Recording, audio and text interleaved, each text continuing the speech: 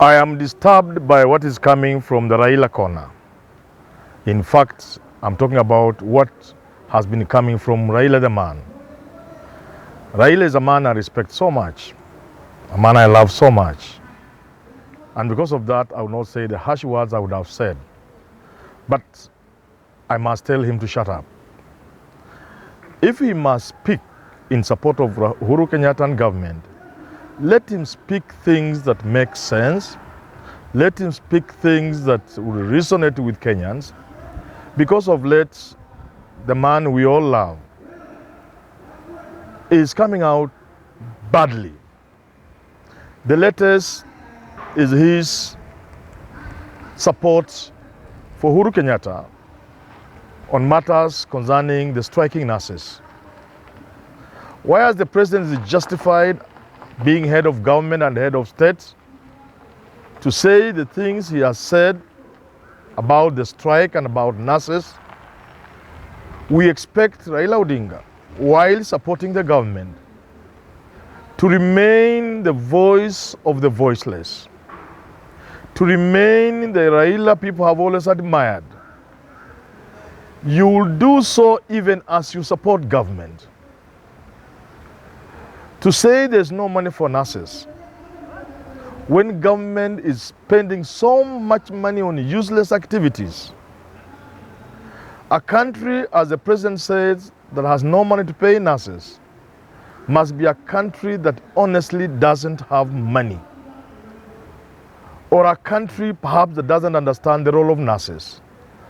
As the Secretary General of the Nurses Union, said Panyako says, the hospital is nurses, and nurses are the hospital.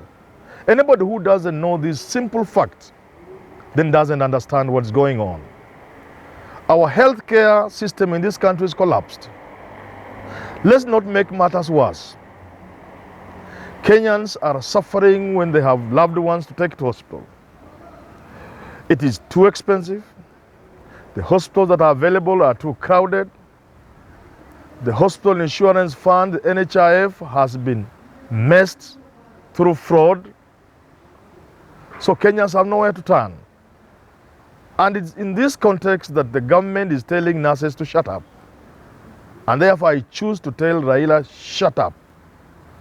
Shut up if the only thing you can talk about nurses is to support the president by saying government doesn't have money.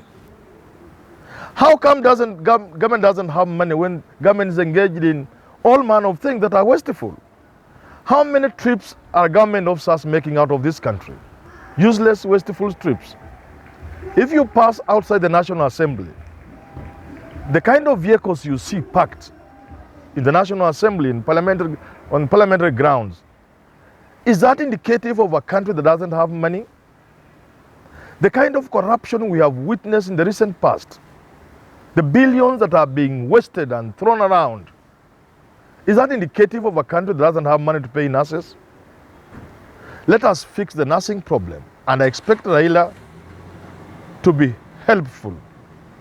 I expect Honorable Raila Odinga, the man we all admire and love, to help President Uhuru Kenyatta see that you need to fix the health care system in this country. A healthy nation is a nation that can move forward. A nation that has health issues, a nation where people are grappling with loved ones when they are sick, that kind of nation cannot develop. Why we must fix this nursing mess? Why government must learn to respect its own agreements with workers? It's because then we are going to put an end to the demands we are hearing of late. People saying it was wrong to devolve health because of what's going on. I therefore expect the president, so that we do not go in that direction of saying, let's return health to the national level. Because honestly, there's no place in this world where there is a devolved system, where education and health are not devolved. If you do not devolve health and education, what have you devolved? You have devolved nothing. So in order to avoid those kind of narratives about reverting the health to the national level, or forming the health workers commission for purposes of HR department. Instead of all that, let us fix this mess. And I ask the president, and I'm asking Raila Odinga, if he must speak to this issue. Help your brother, your younger brother, Uhuru Kenyatta. See that if there is somebody he's supposed to attack, it is not Seth Panyako and the nurse. If there's somebody anataka kusomea, it is the governor for squandering money, for eating money, for giving money to MCA so that they don't impeach them on benchmarking useless trips. And now they have been given kitties in complete contravention of the constitution that gives the MCA, like parliamentarians, oversight role. They are not implementers. Now all MCAs have kids, almost all of them in this country. So the president ought to tell governors to do their job, not to pamper MCAs, not to steal money, so that there's a sufficient money to pay nurses. We expect Raila to help the president to see that it is SRC in some instances that is responsible for this mess. Even when they would have given the no objection letter for governors to pay, they didn't, and therefore governors used the excuse. And in the process, the president has entered the game, and now nobody's going to pay. How can you pay when the president has talked? You see, I also expect Raila Odinga to help his younger brother, Uhuru Kenyatta, see that if there's somebody he needs to blame, it is his minister. The minister, as we made our constitution in 2010, the minister is in charge of policy. The problems bedeviling the health sector, including salaries for doctors, nurses, and other health workers, can squarely be placed at Afia House, where the minister sits. So if there's something the president should do when he's annoyed, is first to fire his minister and get a competent Kenyan who will come up with a policy that will guide the healthcare provision in this country. But before we finish, I must say this. If the president is serious about universal health care, you must dismantle NHIF.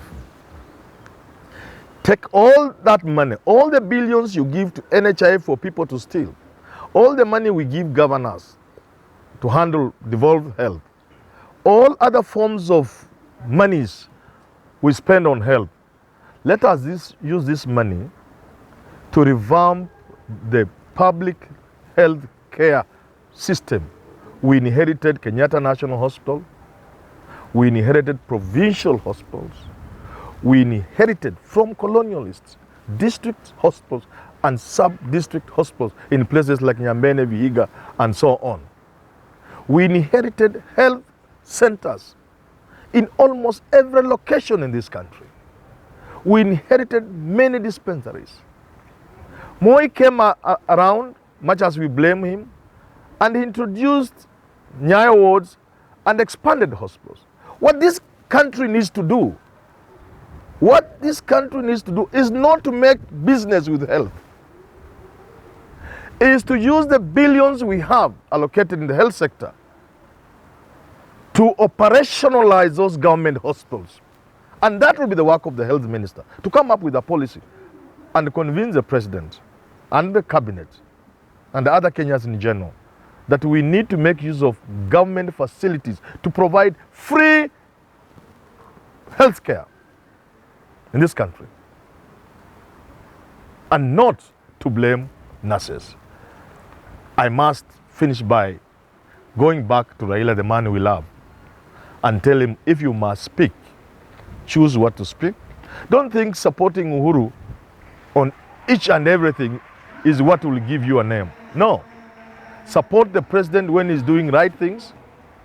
Support the president in the handshake. Support the president on matters of development.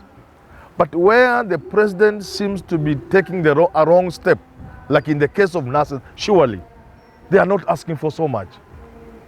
Where the president seems not to be understanding because he's a businessman, help him to see and not to support him on each and everything he says. And while we are at shutting up, Prime Minister Raila Odinga, even on matters of referendum, you are talking too much. You are talking too much. You put in place the BBI. It is a little confused, this BBI thing. But you put it in place. Give it time. This idea of wapende waspende will remind Kenyans of Sharif Nasil, Raila Odinga. You are a man I respect so much. Go a little slow on your pronouncement on the referendum. Even on this thing of nurses, you realize Ruto is a little smart now. William Ruto is not coming out in the manner you are coming out because he knows it is not right. He knows nurses are the backbone of a hospital and you cannot treat them the way you want to treat them. So, Prime Minister Raila Odinga, talk, speak, but only on matters ambayo itakujenga jina, sio kukubomoa.